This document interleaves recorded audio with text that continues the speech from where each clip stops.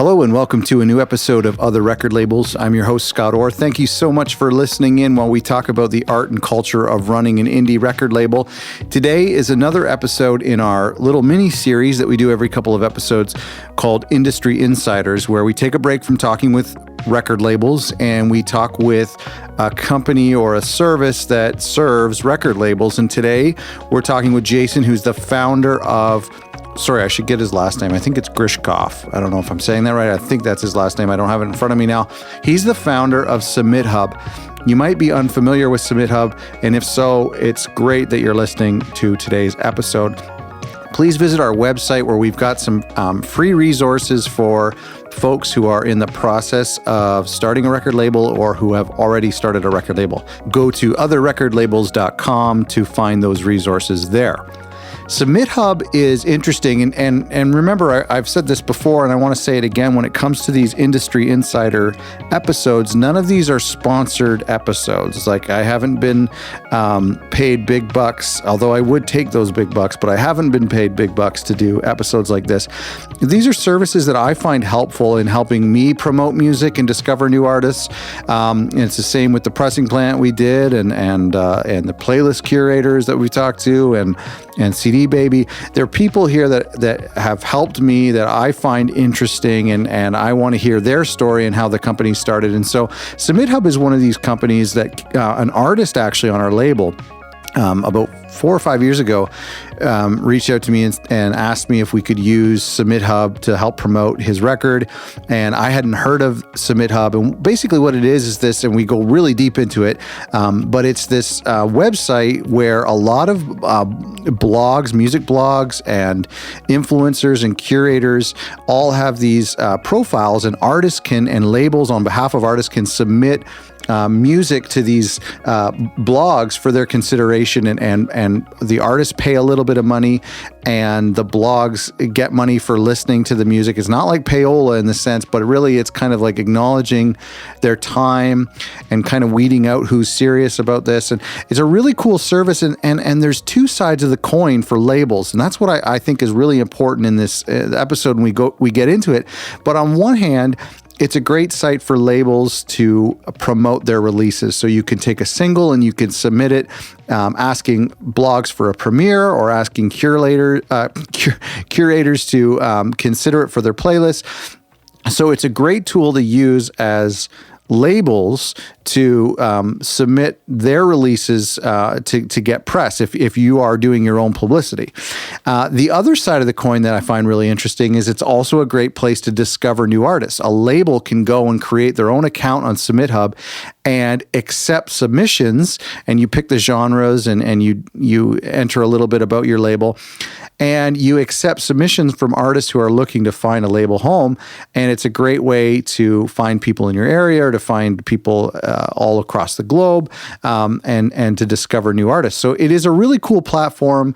There are some ups and downs with it. There's some, I've seen a lot of comments about some of the irrelevant criticism that you get, and we get into that in deep in this episode. Anyway, I'm going to stop talking. I hope you enjoy this episode. Oh, and one other thing. Stay tuned until the end of this episode for a little treat, a little freebie for you guys. Can you explain to our listeners exactly what first of all, I want to say thanks for doing this. I'm really excited. I enjoy SubmitHub. I think it's a great thing. An artist of mine put me onto it back in 2015, I think. And that's when it started, yeah. Oh, really? Oh my gosh, that's crazy. November of 2015. So if you were that early on, you were like... Well, okay, so you know what? The artist had a record out in October, the 1st of November, or around first week of November in 2015, and then he would have put me onto it after the record came out. So, like when we were doing some like extra promotion, so it would have been maybe December or January of 2016. But that's pretty cool. I didn't realize it was that soon. Yeah, you must have been right on it. So then you saw it in its very early phases when a lot of the kinks were being ironed out, and there probably weren't that many people on there, like 20 or 30 different blogs. Yeah. Okay. So we're talking now. So we're you'll be coming up on a 4-year anniversary then. We passed it at the end of last year. So now it's 4 years. Oh, and 4 right, months 2015. Yes, sorry, I'm an idiot. Yeah. Okay, yeah, so 5 years, even more significant. Okay, Yeah. can you explain to our listeners exactly what SubmitHub is? Because I'm sure there are some who haven't used the service yet or haven't heard of it. Right. So SubmitHub was a platform that was born of a frustration that I had as a music blogger. So back in 2015, music blogs were still pretty hot. And one of the side effects of that was that my inbox was completely unmanageable. And I had something like 300 emails a day coming in. And what I was doing was I was just siphoning those off and ignoring them. And I always knew in the back of my head there must be a better way to handle that. So the intent of SubmitHub was to try and tackle the main problem with those submissions, which was inconsistency. Like someone would send a YouTube song, the other person would have an MP3 attached, then this one's got a SoundCloud link. Someone else has like a password Vimeo. One person's got a book attached, the other one's just a sentence. And so part of SubmitHub's original intent was to create a consistent feed for me to listen to that music. So the very first iteration of SubmitHub was basically a form that people could fill out that had artist name, song title, paste the link to your song here, and there were restrictions on the sources you could use. You could only use SoundCloud or YouTube at the time. Wow. And what that meant was that at the end of the day, when a song showed up in my feed, I could use the coding knowledge that I'd picked up from my blog Indie Shuffle to make everything consistent and easy to listen to. And then I just tacked on a thumb up button and a thumb down button, and I hooked up some email responders. So it meant that if I hit thumb down, they got an email saying, "Hey, Jason from Indie Shuffle did listen to your song, but unfortunately, it's not going to work out this time." And if I hit thumb up, then it would send an email along the lines of, "Yeah, I want to blog your song. Let's chat. Let's do it." Oh my gosh. And that's genius. So that was the end of 2015, and it was just to simplify the communication was really the point. And it was just for you, right? At the time. It was initially just for Indie Shuffle, but I'd be lying if I didn't say that while coding it. So it took me 3 months to code. I was definitely anticipating that other people would use it as well. Right. So as soon as I started to trial it with Indie Shuffle, I reached out to a few close blogging friends of mine to see if they wanted to test it out too. And most of them were Hype Machine blogs. I can't remember exactly who was on there at the beginning, but within a couple of weeks, there were 3 or 4 of us using it for our submissions. And then I just went hard. I sat down and I pumped out like over 1,000 emails. I pretty much contacted every single Hype Machine blog that I could. And unsurprisingly, almost none of them responded, which was in a way the ultimate irony, right? Now you know how it feels. So I'm contacting these guys going, "Hey, I know you don't check your emails anymore because you're overwhelmed. Yeah. But what if I have a solution for you?" And then crickets, right? Right. But I think I got about 5% of them to respond. And once they signed up and started using it, they were quickly hooked. And because I was so active and on it and coding, as soon as one of them would have a request for a new feature, I would pretty much have it out the next day. This was clearly before I had kids. Yeah. So, and so things accelerated quite quickly towards the end of 2015, early 2016, and we had this really nice, efficient communication tool for musicians to contact blogs. And so the problem we were solving was on both sides. We were solving our own problem, which is that we were overwhelmed by submissions and couldn't get through them. And we were solving a problem that the artists were facing, which was that they couldn't contact any of us because we were all ignoring them. Yeah.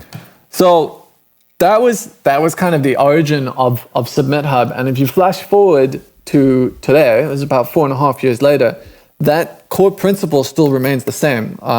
To me, SubmitHub is an efficient tool for connecting with and communicating with music curators, be they bloggers, Spotify playlisters, YouTube channels, etc.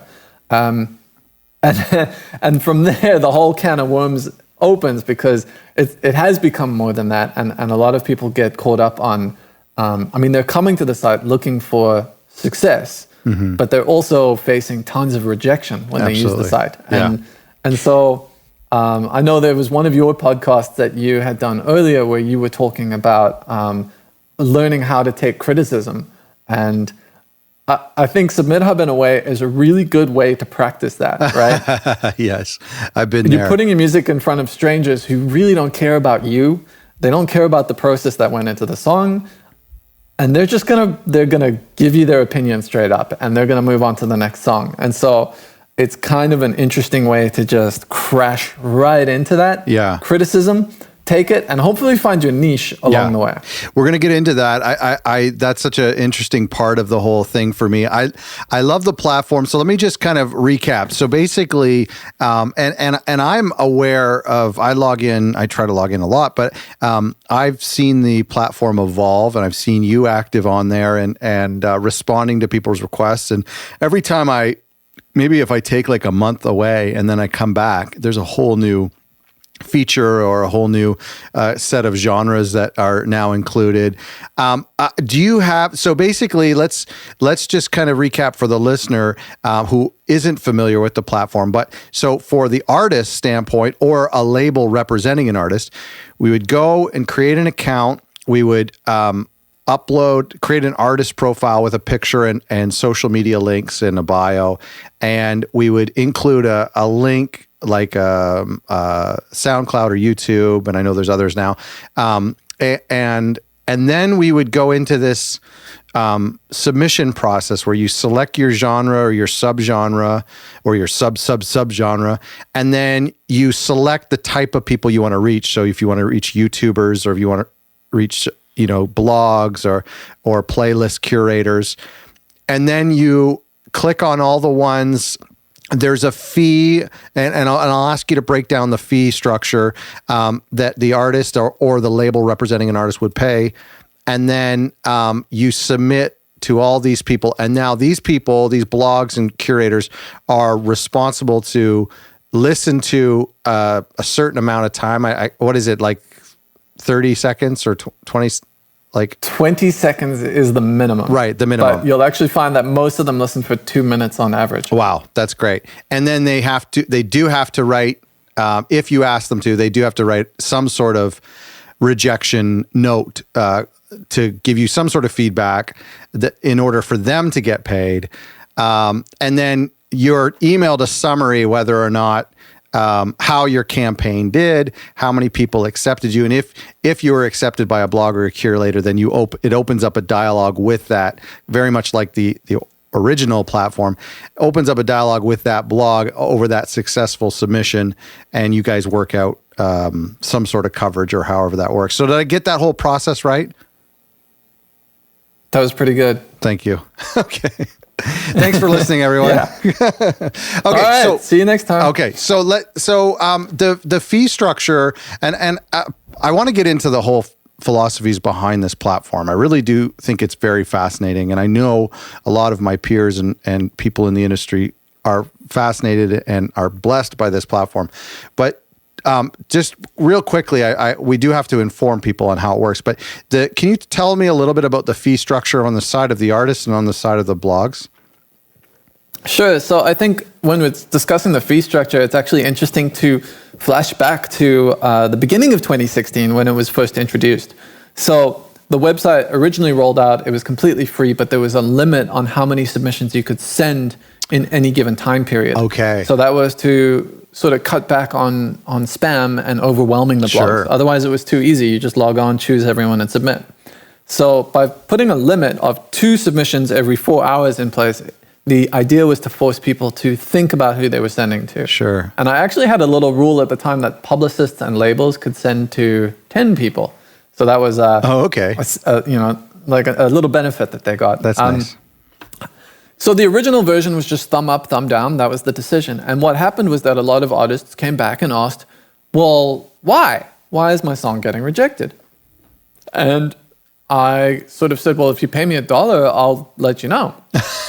And it turns out that simple pricing system at sort of a low rate relative to what people were paying publicists ended up being the secret sauce behind SubmitHub, because it's accessible for artists, but from the curator's side, it also incentivizes them to actually log in every day and keep slogging through all of these submissions, because believe me, it gets tiring, right? After 4.5 years of doing 50, 60 submissions a day, you get burnt out. Yeah.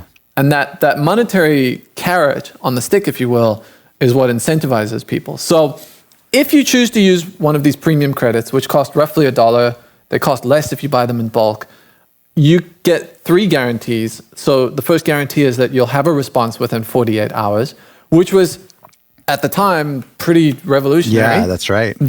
The second thing is that it would guarantee that the curators listen for at least 20 seconds, which I think initially was met with some skepticism from submitters who wondered whether 20 seconds was even enough. And it is. It really is. Yeah, you're right. Because as a music fan, I only need 5 seconds. Right. So 20 seconds sometimes is a pain.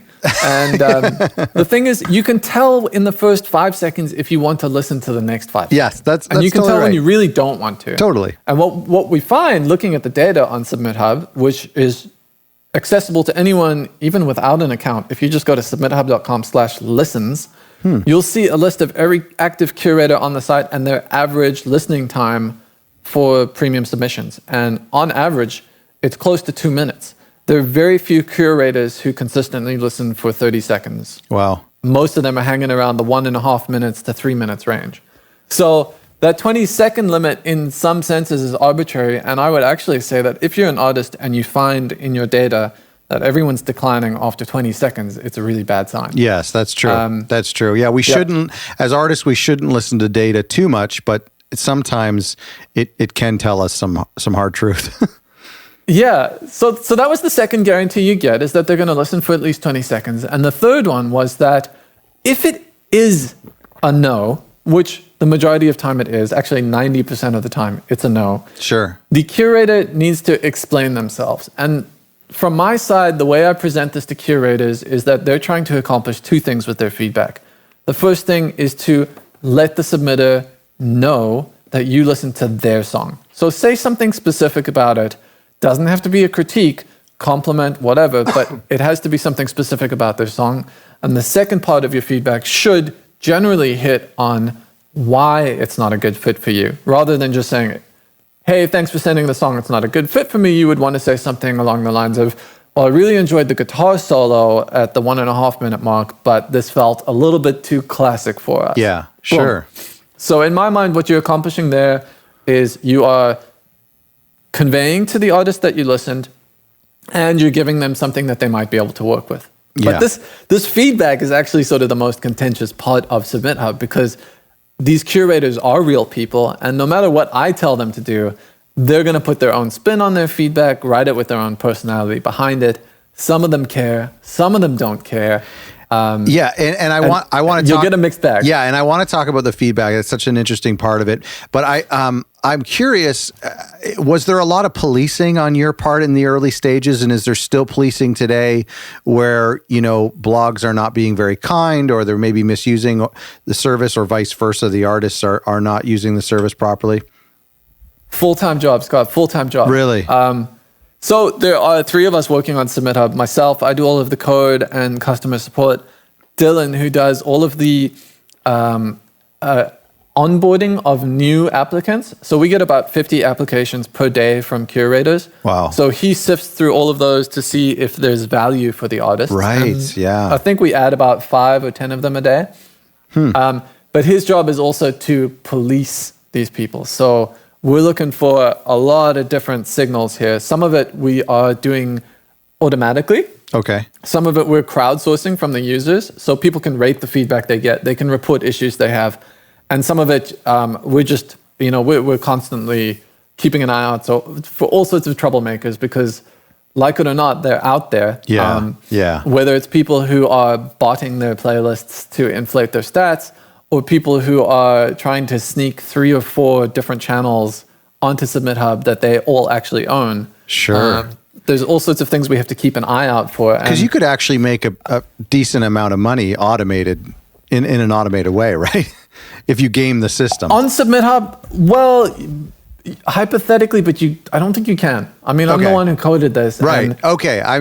Yeah. You can't paste into the Yes, that box. happened to me the other day. I copied what I had written so that I could reload the browser because something was, I don't know what was happening, but I had to reload, and I tried to paste what I had written, not what I had written from a previous thing, but and it wouldn't let me paste. I guess that's a good thing. No pasting allowed. Good for That's you. the first step in preventing copy-pasted Yes, feedback. yeah. But there's actually some additional checks that go on. It does save a draft. So if you had refreshed without cutting. Thank you. So if you just done a copy-paste and you refresh, it'll still be there. It saves a draft for you. But if you cut, then it saves the blank. And so you're back to square one. There's also some additional checks that go on that are looking at string similarity. So I'm comparing the feedback that you're writing now to the last X amount of feedbacks that you have written, and I'm running a fancy script in the background to try and identify strings that are too similar. Oh. So that's catching out people who are sort of saying the stuff over and over. And then what happens is that triggers something in our system, which goes to a big dashboard that Dylan and I monitor, where we are able to give tips to people on how to improve their feedback. That's incredible. So the policing is pretty intense, and we're actually bringing in our 4th full-time employee at the start of May. That's and she's amazing. going to be helping quite a lot with our policing, because it's become a, there's more than, I think there's 1,100 curators on the site now. Wow. So a lot of what we do is automated, but again, we want to make sure that ultimately what we're doing is selfish, because we're trying to make sure that SubmitHub is quality and doesn't slip into that sort of scammy realm that a lot of other promo services do. Oh, sure. And nothing bites me more than when someone calls out SubmitHub for bad behavior. Yeah. Because it happens, right? So-and-so's given me copy-pasted feedback. And, I go, well, look, A, that's impossible, but B, let me look into it. And then you see, oh man, they are basically writing the same thing over and over. And then I get upset because it's like, dude, you made me look bad. I've poured 4.5 years into trying to make this look good. And we've got a pretty no-nonsense policy as far as kicking curators off, especially around payola. Holy mackerel. Oh, really? If we ever encounter that, it's a zero tolerance thing. If you ask anyone to pay you money for your coverage, you're out. Plus, we're going to tell our contacts at Spotify and get all of your stuff removed. Right. So, and we've been very successful with that. So, long story short, policing. Yes, man, I figured. What I really love about, when we talk about going back to the fee structure, what I really love about this service is that bloggers are getting paid. And I'm always grateful for bloggers who offer premieres or reviews that in theory can generate us plays and sales for artists and labels. But they're always the ones in the equation that don't get paid for their work. So that's one of the things I loved about SubmitHub, is seeing them get paid. And so I want to ask you if this is something you've been hearing from blogs. I mean, I can't imagine they're making a living off of submissions, but it must help in some ways. So blogs used to make money off advertising, and I don't think anyone on the internet industry, well, not publishers, not blogs, across the whole industry are making any money anymore. For Indie Shuffle, I think we're making $5 to $10 a day from still 10,000 uniques. And it's abysmal. So SubmitHub, for many of these guys, is actually the first time they've made any money with their blog. And I guess it depends on where you live. So there's a really international base of people using SubmitHub. And most of the curators on there are earning, I would say, $200 to $500 per month. So if you're living in New York or San Francisco or LA, that budget might help you buy a couple coffees every month, right? But if you're living in India, and we actually have some curators from India, I know of one guy who is supporting his entire family with that $300 a month. Wow. So he's able to support himself and pay for his parents and all of that. Wow. Incredible. The other interesting thing, we're very unique circumstances right now where everyone's stuck at home, and a lot of individuals in the music industry work service jobs. And so they are out of work right now. And I think this applies on both sides. This is, musicians, but also these curators. A lot of these guys wish they could curate full time. So they try to do it for 3 or 4 hours a day, and then they go work at a bar or at a coffee or some service industry job. Yeah. And so it's been cool to see that over the last few weeks, we've gotten quite a few messages from bloggers, curators, playlisters, whatever, who have actually been falling back on their earnings through SubmitHub to keep themselves afloat. Right, that's amazing. And right, that's and then amazing. The other thing we did about 2 weeks ago was I basically just put a 19% discount on all the packages. And what that has meant is that there's a lot more in terms of submissions, which has boosted the amount of earnings that curators can have. So in a way, it was a win-win. So it's easier for artists who don't have as much money, and it's also a higher volume of submissions for curators who are, in some cases, in need of money. But not just in need of money, they've also got all this excess time to listen to and curate music. So, man, these have been a busy couple of weeks for us. Yeah, absolutely. Well, that's good to hear that you're finding ways to kind of, as we record this, we're in the middle of the coronavirus lockdown. But that's amazing that you're not only helping people in this time, but finding ways for your business to keep going. That's awesome. I want to ask you, I've used this platform as an indie record label, and that's our audience are primarily record label owners and enthusiasts at the very least. But I've used it to promote my artists and releases and to pitch them to blogs and primarily playlisters now. But I've also used the platform for receiving submissions and discovering new artists. How have you seen the platform work for labels? Interesting question. So the way we position the label aspect of SubmitHub is that it's about opening conversations with labels. If you are an artist and you're using SubmitHub to send to these guys, your expectation should not be that you're going to come out of it signing a deal. But really, it's a great opportunity for you to connect with industry professionals that might be able to help you with a specific task that you're looking for assistance with. So this could be booking shows, releasing a single, trying to get sync deals with Netflix or whatever. You'll find that a lot of people running indie label these days are not sitting on a stock of cash, right? They don't have money to say, here's $100,000 upfront fee, go have fun recording your album. But they have a lot of expertise. And the way I like to look at the label side for artists is that it's almost like trying to find a business partner who's going to help you run the business side so that you can focus on the music. So your music is your product. And for many musicians in 2020, you have to be able to be a jack of all trades, right? So not only do you have to come up with songs, record them, make them sound good and all of that, but you also need to know how to release that song and promote that song and do all of that stuff. And I think for some artists, they would much rather focus on their craft, which is making music. And for me, finding a label in 2020 is a lot about finding a partner who can help you through those problems. So the idea behind SubmitHub for labels is that it's an opportunity for you to contact people within your genre, from your country, because you can filter down by location and that type of stuff, who you can have conversations with and hopefully work with.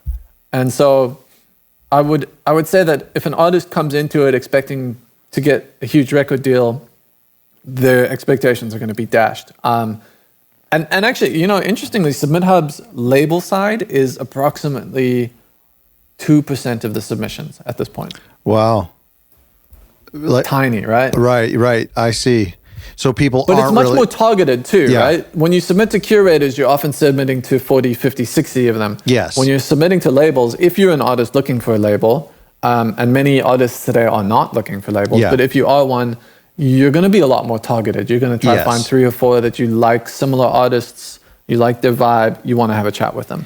Yeah, and I've seen some artists not doing it properly and sending, massive submissions, and the genre is nothing like what we do, and they're definitely not reading the instructions properly. But the ones that do are localized and the genre is right. And you're right. I think that's really what's come of it. I mean, I did actually meet for coffee in person with someone locally who contacted me through SubmitHub one time. And so I've never thought of it that way, but yeah, the localized thing, the geographic component, and then the genre component is a great way to meet new artists. Yeah, I would agree. I've always, you bring up an interesting point about having to put in the legwork, and there's a competitor to SubmitHub called Playlist Push, which naturally I've got many opinions about. But George, their CEO, actually wrote an article totally unbiased, comparing SubmitHub to Playlist Push. And his takeaway, much to my surprise, wasn't actually knocking down SubmitHub. The way he positioned it was that if you want someone to hold your hand and take care of your submissions for you and do all of that, go with Playlist Push. If you want to put in the effort and do the research yourself and figure out who you want to send to, use SubmitHub. And I think that is actually an important distinction. What we're doing with SubmitHub is we are making the communication easy, and we're essentially giving you a directory of people that you can contact. But it's up to you to take the information that we've provided and make a decision about whether they are worth sending to or not. So SubmitHub does require a bit more attention to what you're doing. Yes, right. Yeah, looking at the numbers and the stats of what they previously have approved. Yeah, and if you see someone with a 2% approval rate, don't get your hopes up, right? Yeah. I mean, that means that there's a 98% chance you're going to get rejected. So ultimately, the power is in the hands of the submitter in terms of who they want to send to. And it's my job as the developer of this platform to make sure that I'm providing as much information as I can to transparently inform that decision. Right. Yeah. No, that's a good point. So I know a lot of artists who use this platform, but I've heard a lot of them, and we've kind of touched on this at the beginning, of how it can be pretty discouraging process with a dozen or more declines before an approval comes along. I've experienced this. I've gotten in the habit of not reading any of I don't log in to read any of the critiques because I just do not want to see them. But how do you handle artists just getting so discouraged that they no longer want to pay people to criticize them? Oh, okay. So a gentleman by the name of Ari Hurstand, who you interviewed not too long ago. Oh, no, I haven't interviewed him. Similar situation. I haven't. You haven't? I would love to. Oh, sorry. Yeah. No, you haven't. Do you know Ari? No, I'm sure I don't. He'd be happy to interview. No, I don't. I should give him a call. Yeah, he's a good guy, and I think he's always happy to talk. But he wrote an article not long ago about SubmitHub, and actually, it was long ago. It was 2.5 years ago. Never mind. It was a long time ago. But his big qualm was with the feedback, right? Yes. He's an established artist. He knows what he's doing. He goes in here. He sends out his song. He got some positive results from it. He also had some negative results. But one of his takeaways was that the feedback was a total waste of his time, and he didn't appreciate a blogger who really has no technical background or understanding telling him how he should fix his song, which is already finished, right? I agree. And I think a lot of people have that concern. And so Ari said, what SubmitHub needs is an option to just not have feedback. Do the 90 seconds, no listen. Yeah. And so I ended up, after much kicking and fussing, coding that. And I guess the reason I kicked and fussed was because in my mind, the feedback was a way to demonstrate that the curator had actually listened. Yes. And I had never actually intended the feedback to be sort of a constructive feedback loop. Right. But, it is what happened. And so in my mind, I thought, if you trust me, or if you do this like no feedback and 90 seconds, I don't think it's going to be good. So I rolled it out. And after 6 months of collecting data, I noticed an interesting trend, which was that even though they were all premium submissions, the 90-second no feedback option had a 5% approval rate. The standard, totally free submissions had a 4% approval rate. And the submissions that have feedback had a 12% approval rate. Wow. So more than double. And so I set about trying to figure out what's going on here. And I think I've sort of settled on what the answer is, and I looked at my own behavior to come to that. And we've chatted about it amongst the bloggers, but ultimately it's because with the 90-second submissions, you're giving the curator a lot of time to get distracted. And with the feedback submissions, you're forcing them to stay focused and on target, right? Yes. So if I am a curator, I start listening to your song, what I often do is I just open up the prompt to start typing my feedback. I want to do that as I listen to the song. It's almost like live tweeting, if you will, right? I'm channeling my thoughts as I listen. And oftentimes I will decide halfway through, I really like this song, and then just switch it over to approved. Yeah. if I now open up your song, hit play, and I open this prompt to start typing my feedback, and it says, hey, they don't want feedback, they just want a 90-second submission, my inclination is to go, okay, well, hold on, I've got 32 emails I just need to start responding to. Just while this listen to plays it in the background. Yeah, totally. Right? And then next thing you know, the song's over, it's moved on to the next one. I've forgotten what I listened to. Yes, that's so fascinating. The focus is not there. So the feedback can be annoying, it can be frustrating, especially if you're an established artist and you know what you're doing. But at the end of the day, if you think about it as a way to really force the curator to engage with your song, it's going to be, you're not going to hate it as much, right?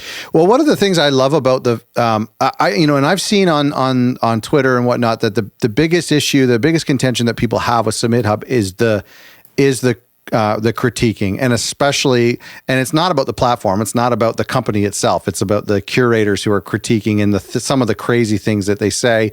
And like you said, that it's a finished track. Like, I'm sending you a master, I'm not going to go turn down that snare. Like, it's done. You know what I mean? So I totally, that's what I see a lot. But one of the things I like about the platform is how you have, and you can expand on this, but you have a lot that goes into rating and critiquing the curators.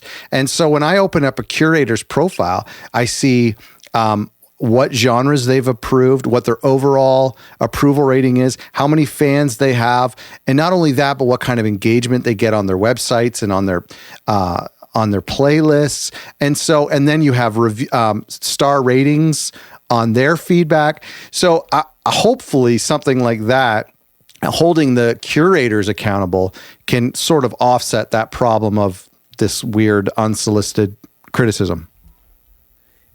I think, so this gets back into the policing that we were talking about, where we're trying to automate as much of this as we can. And so the feedback loop from artists, where they do rate their experience, whether it's rating their feedback or the actual content that was shared, it's really helpful in sort of flagging people who might not meet expectations. And so as you go through the list of people to submit to, you'll see the feedback that you give actually translates through to their profile, and you'll start to see notes pop up along the lines of tends to give lower rated feedback, stuff like that. Or this guy gives really good feedback.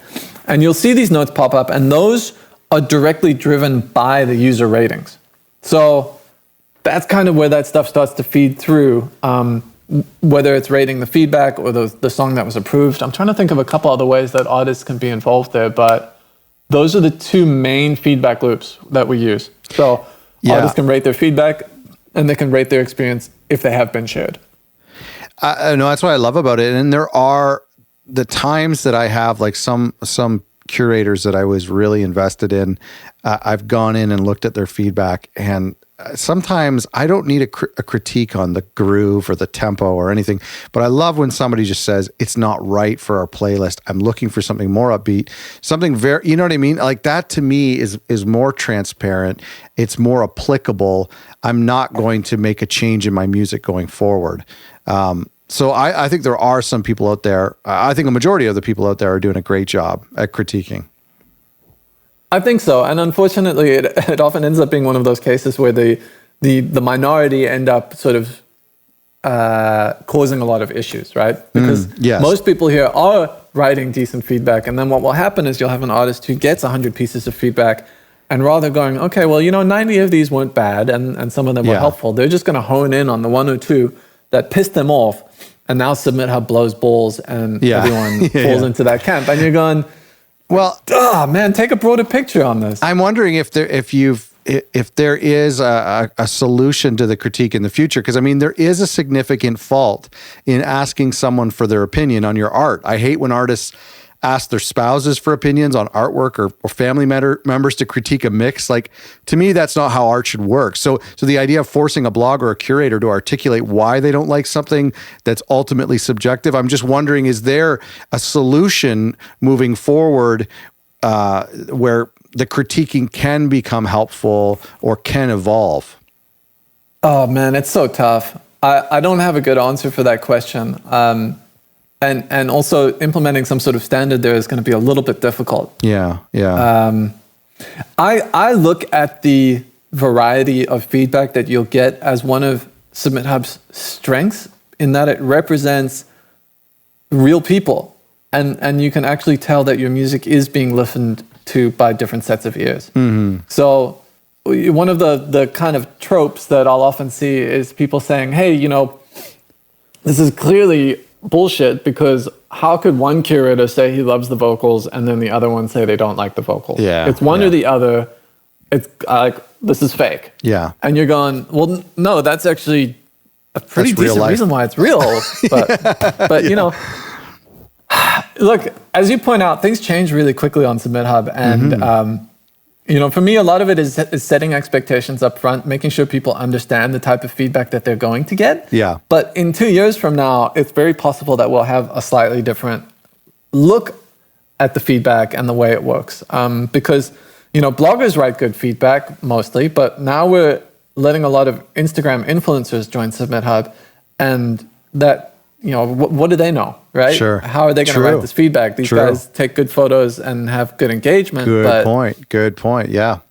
Well, we're going to talk about... So things might evolve. I want to talk about that, the kind of the evolution of the who's a curator and whatnot. But I want to ask you first, for artists submitting tracks or a label submitting one of their artist songs, are there some best practices that you have seen that have helped an artist's chances of getting approved that you can share? Absolutely.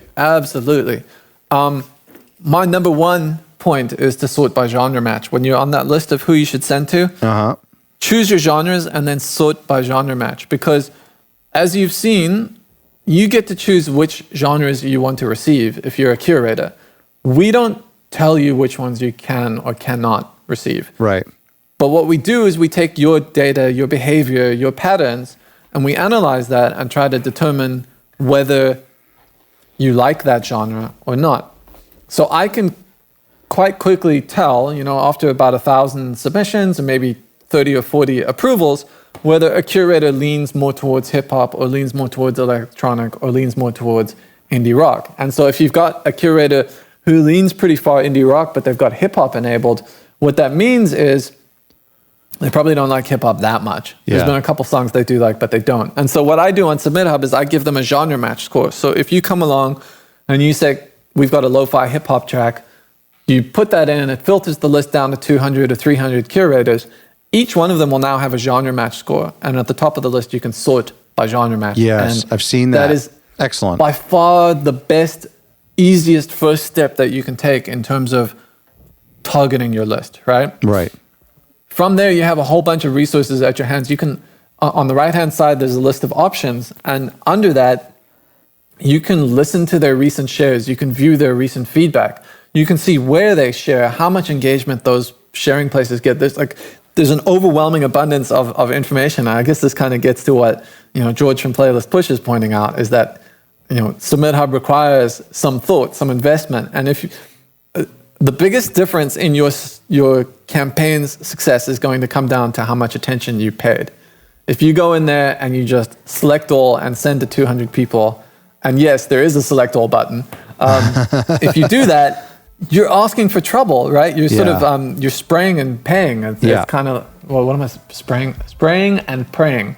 Like you're playing Counter-Strike, right? Yeah. You just hold down the trigger and go, and obviously you're going to miss a lot of stuff. Sure. You want to take a targeted shot at this. So that's my top tip. Sort by genre match and focus on what the curators are sharing. And in line with that, another good idea is to not go all in up front. Like start by sending 10 or 20 submissions. Get a feel for the responses. Get a feel for how SubmitHub works and how people are responding to that song, and then go from there. A big mistake someone would make is, coming in, buying 100 credits and blowing them all in one go without actually having taken the time to just take it for a test drive, right? Yeah. Take it for a test drive. That's great. That's a great idea. That's my top tip. No, I like that. That's really good. And I think, starting small is good, because I've learned a lot to the point now where I'll go in and really just sometimes if it's just a single, I'll just target the 4 people that I really want, that I think are actually going to make, and the numbers that I look at, especially for Spotify playlists, because, and we've talked about this on the show before, and it's something I'm trying to learn more of, but, getting these third-party playlisters can really have a big impact, and they can really have a big impact on whether or not your track gets discovered by editorial, or at least it has felt that way. And so I've been targeting playlisters, but using the platform now for several years, I don't want all this disappointment and all this wasted money. Instead, I just go after 3 or 4 people that I think that the song is relevant, and that if I were to get that, it could generate a few thousand streams from that. And then if they say no, then oh well, So for me, I've evolved using the platform, but it's taken some time and some practice. I think it's a good point, right? You have to practice in a way. Yeah. It's like a way more advanced spreadsheet.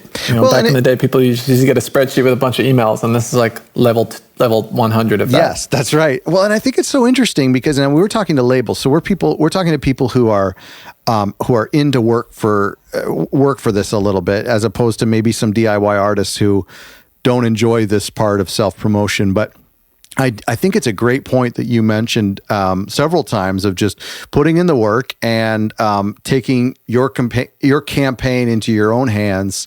I really like looking at it that way, because more and more artists have to do that. And I have a friend who spent a lot of money at SubmitHub, and he's even made it into the charts, and he's having a lot of success, and he's working hard for himself. And I think that's what it takes.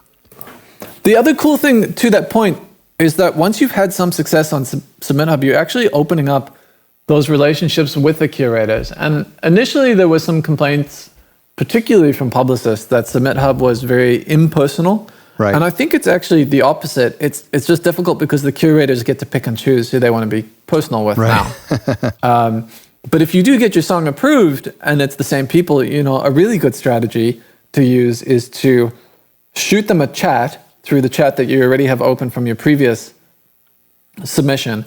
And don't say, hey, check out my song. Instead say, hey, just a heads up, I've sent you another song as a submission using premium credits. Nice. That's a good tip. Yeah. So you're basically saying, I value your time. I've used credits to do it. I'm not going to waste your time right now, because if you're reading my chat, it means that you're probably not here to listen to my music. You're probably listening to music already, right? That's a really good point. I've actually done that with a huge playlister who has been very gracious to us, and I've emailed them personally, and I sent them the track, but I've also said I've also submitted it to you through SubmitHub, even though it was a high cost premium submission, 3 stars or whatever. And, but to me, that was my way of, not payola, but it was my way of saying, I respect you. I respect your time. So I'm submitting through that platform, but I'm also sending you an email. So that's great advice. Yeah. And I think the trick there, as one of the blogs on here, is to not try to pitch me right then. Yeah. Just say, hey, heads up, I sent you a song. And what I'll actually often do is I'll just go straight to my queue and I'll save your song for later without hitting play, because I'm usually in the midst of something else. I'll just save it so that I can give it some extra attention next time. Right. So that's a really good strategy to use, and it gets to the point of the fact that SubmitHub actually does allow you to build these relationships and maintain them. Okay, so as we've been talking, originally it was about blogs, and because of streaming or for whatever reason, blogs have been evolving, and the need for blogs have been evolving. So I want to ask you about the new people out there. I've noticed that the places that you can submit to on SubmitHub has increased. I've used the platform, like I said, primarily for submitting to playlisters. That's where I feel like I get the best return. But now I see more people you can submit to, things like streamers, Twitch influencers. I'm getting a bit too old to even understand this. So can you tell me about these different types of influencers, and how do I know if I should be submitting to them? Right. Okay. Well, it started with blogs, as you point out, and blogs have been sort of dwindling in influence, but I think there's still a lot of value to be had from them. Sure. Yeah, even absolutely. If it's just quotes. They're great for quotes. Even when you get declined, actually, you can use the quotes from your declines in your press material. I don't think I should do that. Go for it. Okay. But I mean, it can be useful, right? That's cool. Anyway, no, that's good to know. So some of the things we added early on were YouTube and SoundCloud channels.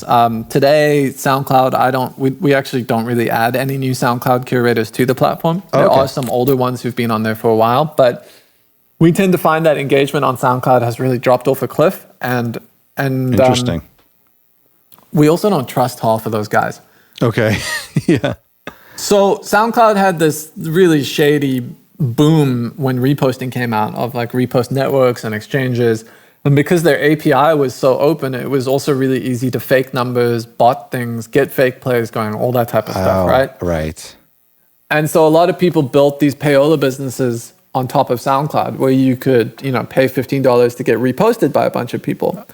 And those guys ended up actually becoming all the independent Spotify playlisters. So, I found that as SoundCloud lost importance and Spotify started to gain importance, all these guys quickly jumped ship, used Spotify's API to boost their numbers through bots, and again, started charging money. Right. And as I've mentioned earlier, like we have a zero tolerance policy around that. Yeah, and, that's great. we're fairly confident that 90% plus of the Spotify playlisters on SubmitHub do not accept payola. So, that's great. and we again, this is part of our policing, but we're trying to keep an eye on it as well. Yeah. So Spotify curators were the first big sort of transition that SubmitHub made, and this was in early 2018, late 2017. And the only data Spotify really shares around playlists is how many followers they have. They historically haven't shared how many plays a playlist generates or what the engagement looks like. Right. And you could sort of figure that information out two ways. The first way was by looking at the Discovered On section for each artist. Top 5 Discovered On section in the app used to show you how many listeners they had. And they got rid of that about a month ago. They don't want anyone to know how many listeners anyone's getting because I think they're worried that it encourages this bad payola activity. True, yeah. The other way you can get that information is from the artist dashboard. So if you are an artist, you can access your information and insights and get that information. So Ari wrote in his article about SubmitHub, this was early 2018, he pointed out that the statistics we were showing for each playlist was heavily weighted towards how many followers they had.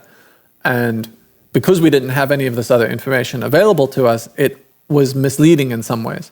And you would submit to a playlist that had 150,000 followers and you'd end up getting 10 plays. And so, we jumped into action in 2018 to try to come up with a solution, and we ended up actually doing a combination of the two methods that I've discussed, which is looking at this Discovered On and the artist insights.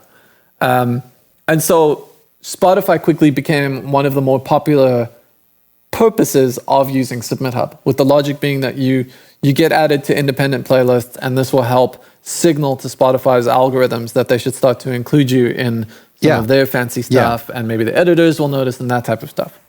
So flash forward to 2020, and Spotify playlists are still quite hot, but what we see from our end is that Spotify is doing everything they can to sort of muzzle them. I don't know, suffocate them, whatever. Sure. They don't want independent playlisters on their service. And there's a lot of rumors floating out around there, but ultimately you can just see that in general, it's not something they're totally cool with. And I increasingly am starting to question the utility of sending to Spotify playlisters in the first place, because it's becoming increasingly difficult to tell who's legit and who isn't, even for us, right? We've got probably more experience than anyone in terms of telling who's faking it and who isn't. Yeah. And we've got a pretty good bullshit radar, but people slip through the cracks, right? They fool us. And what we're seeing a ton of now is playlisters who are getting crazy growth and crazy engagement. And when we call them out on it, they're sending us a whole bunch of data about the advertising campaigns that they're running to boost their playlists. And that's okay, right? Yeah. But it still makes me a little suspicious. It sends two signals. One, you don't actually have a genuinely engaged audience. You're paying for it. And what you're doing isn't illegal, but are you pulling my leg? Like, is this actually how you're growing your playlist? Or are you just buying bots and then using this as a cover? And it's really hard for us to tell. And as an artist, you don't get any real transparency into who's legit and who isn't. So we're custodians to make sure that you are submitting to legitimate Spotify playlisters. But I wouldn't be surprised if in a year or two you actually see that Spotify has basically squashed all of them and said, you know what, they don't matter anymore. The corporation is king, and that's a really Spotify good gets point. to make all the calls. That's a really good point, because there are a few of them who are making a living and on YouTube as well. And yeah, you're right. I think that those types of platforms don't like when somebody is more popular than them.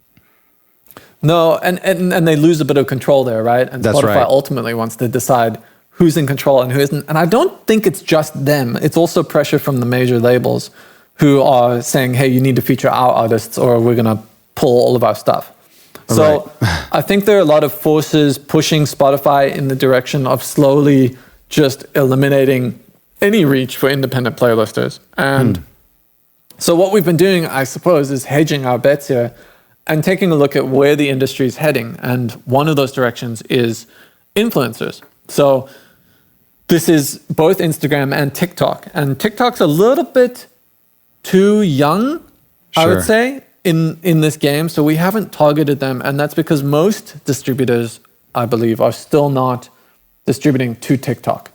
Certainly not by default. I've heard of one or two that are adding it as an extra fee to get your song on TikTok. But the reason we're not doing that is I have a feeling that the majority of songs that get submitted on SubmitHub wouldn't be available on TikTok. And so those curators would walk away feeling like it was a bit of a waste of their time. Yeah, okay. So we've been focusing on micro-influencers. So these are Instagram curators who have anywhere between 5,000 and 100,000 followers. And the reason we're doing that is because not too long ago, Facebook made clear that they're going to start paying royalties on the music stickers that get used on Instagram. So if you do a story, you can attach a music sticker to it. And if people watch your story and listen to the song, the artist is going to get paid, supposedly. Wow. So our thinking here was that this is actually a really good opportunity because many of these influencers will pull 1,000, 2,000, 5,000 views on a story, which is a lot more than many of these Spotify playlisters are bringing in. So one post. Wow. I got to be honest with you, it's a mixed bag so far, right? We're learning as this goes. Yeah. One interesting complication is that Instagram doesn't provide the sticker to everyone. And it's kind of hard to tell who gets a music sticker and who doesn't. Like most people in the States have them, but Canadians don't. I mean, it's like weird rules like that. Right, yeah. Or sometimes it'll say not available in your country. Yeah. So it's still a little bit weird. And so what will happen then is you can also share, directly from Spotify to Instagram, and it gets a beautiful cover artwork and stuff like that. So that's been great. You can go on SubmitHub and look at the list of blogs, filter by the influencers, and it will show you screenshots of what they've been sharing. So that's kind of how they. That's great. A blog will have to share the link. I'm going to look into that. That's pretty cool. Yeah. So again, it's a little bit difficult for us to know right now what the real impact of this is, but I think our natural progression is to start adding the ability to contact TikTok users as well. Yeah. And this space is also interesting because influencers are used to effectively what we would consider a payola model, which is, hey, I've got a product, I want you to promote it, how much does it cost? Yeah. And we're not cool with that in the music industry. So it's a bit of a shift in the mentality for a lot of these guys. But I think ultimately I want to try and build a system where we can play towards that economy, because on TikTok especially, when these guys make a video, it is often quite invested. That's true. Put on makeup, do costumes, they edit it, they do all sorts of stuff. And the feedback we've gotten from them is, hey, I know, you guys don't want to do payola and stuff, but I can't help but think about the fact that I'm only getting $1 for spending 3 hours on this video. That's a good point. They might do one a week. Right. And meanwhile, I've got X, Y, and Z offering me money to do stuff. And so I think at some point this year, I'd like to build a bit of a marketplace where you can purchase services from these influencers that sort of goes above and beyond the typical share. Yeah. Interesting. And the example being TikTok people, right? Where you can basically, pay $30 to get on their TikTok, or whatever. It's a video of them dancing to it, doing karaoke to it. But it's going to be tricky to balance the music industry's distaste for payola, and mine as well, with the fact that influencers are entirely based on payola. And that's just their revenue model. That's a good point. Yeah. There's going to be some mental gymnastics there, but I think I've kind of settled already on it. Like what you're purchasing from them is not just a share. You're actually purchasing their time, their investment, and the stuff they're doing. And it's a sponsor. The other thing in my head here is that you talk to a lot of these influencers and you go, okay, well, how much do you normally charge? And they'll be like, well, it's $1,000 for a story. And you'll go, okay, oh, wow, that's a lot of money. How many of those have you sold? And they're like, well, we almost sold one last year, but anyway, that's the rate. Like, okay, well, what if you just told people it was $15 or $20? I bet you would sell, 50 of them in a month, and you would get your $1,000. But good point. So, well, you know what I love? That's sort of the logic. Yeah. That's great. And this is what I love. This is what I said at the beginning. What I love about the platform is how it has evolved. And I think what's great is that you started off with blogs 5 years ago, and consumer behaviors has evolved into Spotify playlists and third-party playlists being more important. And now that's at a stage where that's evolving and possibly going away. And now we're moving into this. And I'm grateful to you guys for kind of doing that research, planning ahead, because a lot of us in labels and in PR and artists are just not able to keep up with that. We're finally, after 3 years, starting to figure out how to approach playlisters, and now they're going, you know what I mean? So I think that's what's so great. What I love about the platform is that, kind of doing the work for us and keeping up with those trends. Yeah. And don't get me wrong, playlisters are not out of fashion right now. In fact, it's still sort of the hottest thing. I think we're just trying to look ahead. But looking ahead. Yeah, absolutely. Yeah. Yeah. I mean, I've been doing this now for 12 years. And so I've seen, when I started blogging, Soundcloud didn't exist. And so I've seen sort of the rise and fall of these different ones. And I'm just trying to make sure that we're right there and ahead of the curve in terms of where artists are trying to promote their music. Yeah, no, this is great. Thanks so much for doing this, Jason. I'm a big fan of SubmitHub, and we're going to do another episode as well to kind of follow up on some of the best practices you talked about. But I think it's a great platform, and the critiques don't bother me too much. I get over them after a couple of days. But thank you for doing this, and thank you for building the platform. We love it. Cool. My pleasure, Scott. And thank you everyone for listening. Like I said at the beginning, I have a little treat.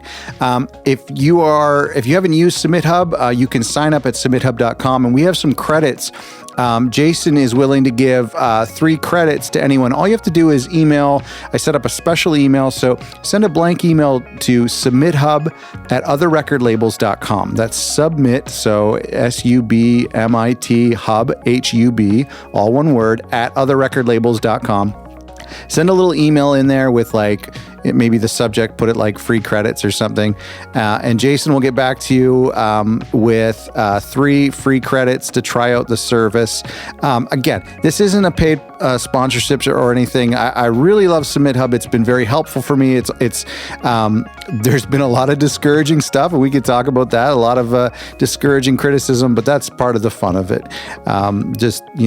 Don't let it get you. Don't let it get you down. Don't take it personally. Thanks so much for listening.